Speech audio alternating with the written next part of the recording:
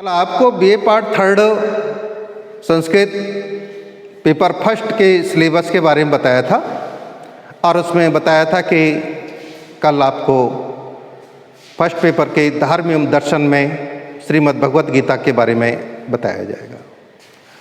क्या आपको ये पता है कि श्रीमद् भगवत गीता क्या कोई स्वतंत्र ग्रंथ है, कहीं से लिया गया है, इसमें किसका वर्णन किया गया है?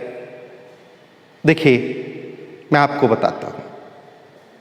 आपने महाभारत का नाम तो सुना होगा। महर्षि वेद व्यास के द्वारा लिखा गया, जिनका मूल नाम था कृष्णद्वैपायन। उन्होंने एक महाकाव्य महाभारत की रचना की, जिसमें कौरव एवं पांडवों के युद्ध का और अनेक विषयों का विस्तार पूर्वक वर्णन किया, जिसके कथानक को उन्होंने 18 पर्वों में विभाजित किया और उन 18 पर्वों में से एक पर्व है भीष्म पर्व। ये तो आपने सुना ही होगा। उस भीष्म पर्व में से श्रीमद् भगवत गीता का कथानक लिया गया है। भीष्म पर्व को अध्यायों में विभाजित किया गया है और उन अध्यायों में से 25 से 42वें अध्याय तक का जो विषय है, अर्थात 18 अध्यायों में उसे श्रीमद् भगवत गीता कहा गया है। ये भगवान श्री कृष्ण के द्वारा कुरुक्षेत्र में अर्जुन को जो संदेश दिया गया, उसका वर्णन श्रीमद् भगवत गीता में उल्लेख किया गया है। आज हमारे सामने मैं 2 प्रकार के ग्रंथों की आपसे चर्चा करता हूँ, जैसे श्रीमद् भगवत गीता और श्रीमद् भागवत। क्या आपने ये दोनों नाम सुने होंगे? क्या ये दोनों एक हैं या दोनों अलग अलग? असलियत में बहुत से व्यक्तियों को कंफ्यूज हो जाता है कि एक ही होंगे, लेकिन ऐसा नहीं है। जो श्रीमद् भागवत है वो तो एक पुराण है। आपने सुने होंगे कि हमारे प्राचीन साहित्य के अंतर्गत पुराणों का भी उल्लेख है और उन पुराणों में से जो 18 प्रकार के पुराण हमको प्राप्त होते हैं, जिनको हम 3 भागों में विभाजित कर सकते हैं। एक भगवान ब्रह्मा से संबंधित 6 पुराण हैं, दूसरे भगवान विष्णु से संबंधित 6 पुराण हैं और तीसरे भगवान शिव से संबंधित 6 पुराण हैं, जिसमें आपने सुना हो शिव पुराण, वो भगवान शिव से जुड़ा हुआ है। ऐसे ही श्रीमद् भागवत यह है भगवान विष्णु से संबंधित है।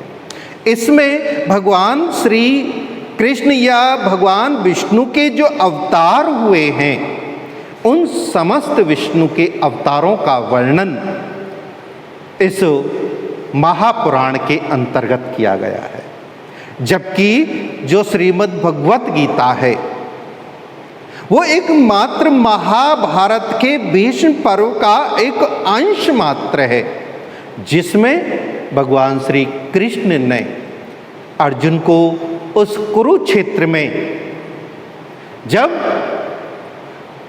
दोनों कौरव और पांडवों का युद्ध होने वाला था, उस युद्ध में दोनों सेनाएं एक दूसरे के सम्मुख खड़ी हुई थी।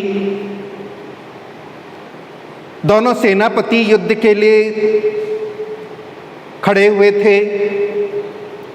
उस स्थिति में अर्जुन, जिनके सारथी बने हुए थे भगवान श्री कृष्ण से कहते हैं कि हे कृष्ण, इस रथ को सेना के मध्य ले चलें। और जब वो उस रथ को लेकर के दोनों सेनाओं के मध्य जाते हैं तो अर्जुन वहां क्या देखते हैं कि जिनसे हम युद्ध करने जा रहे हैं, अरे वो कौन है? वो तो मेरे गुरुजन हैं, गुरु द्रोणाचार्य, गुरु कृपाचार्य, वो तो मेरे प्रिय सम्मान्य बंधुजन हैं, जिनमें उनके दादाजी भीष्म पितामह भी हैं, उनके मित्रगण हैं। उन्होंने देखा कि मैं किनसे युद्ध करने जा रहा हूं, किसके लिए युद्ध करने जा रहा हूं, और यदि ये युद्ध हुआ तो क्या स्थिति होगी। निश्चित रूप से यदि ये युद्ध हुआ तो इन बाणों के प्रहार से मेरे बंधुजन मारे जाएंगे, गुरुजन मारे जाएंगे, मित्रगण मारे जाएंगे। तो क्या ऐसे रक्त से सने हुए राज्य को मुझे प्राप्त करके खुशी होगी? नहीं। उससे तो अच्छा है मैं युद्ध नहीं करूं और जैसी भी अवस्था है मैं उसी में ही संतुष्ट रहूं। अर्जुन दुखी हो जाते हैं और होने के पश्चात श्री कृष्ण से कहते हैं कि श्री कृष्ण, मैं किनके लिए युद्ध करूं?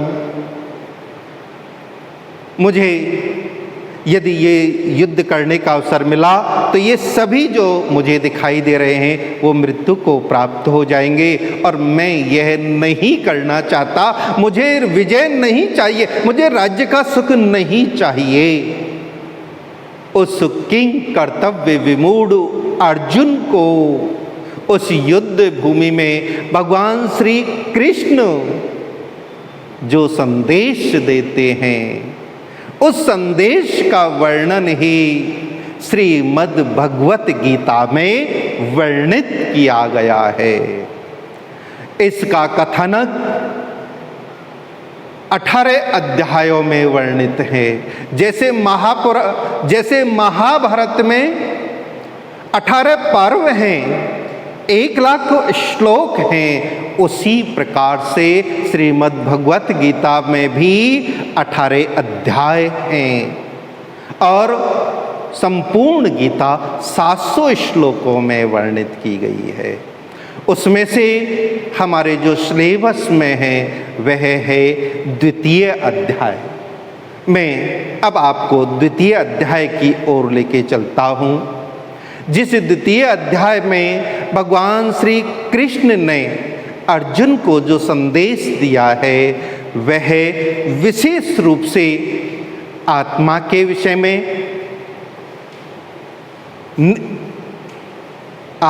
विषय में संदेश दिया है। दूसरा, उन्होंने निष्काम कर्मयोग के विषय में शिक्षा दी है, और तीसरी स्थित प्रज्ञ के बारे में बताया है।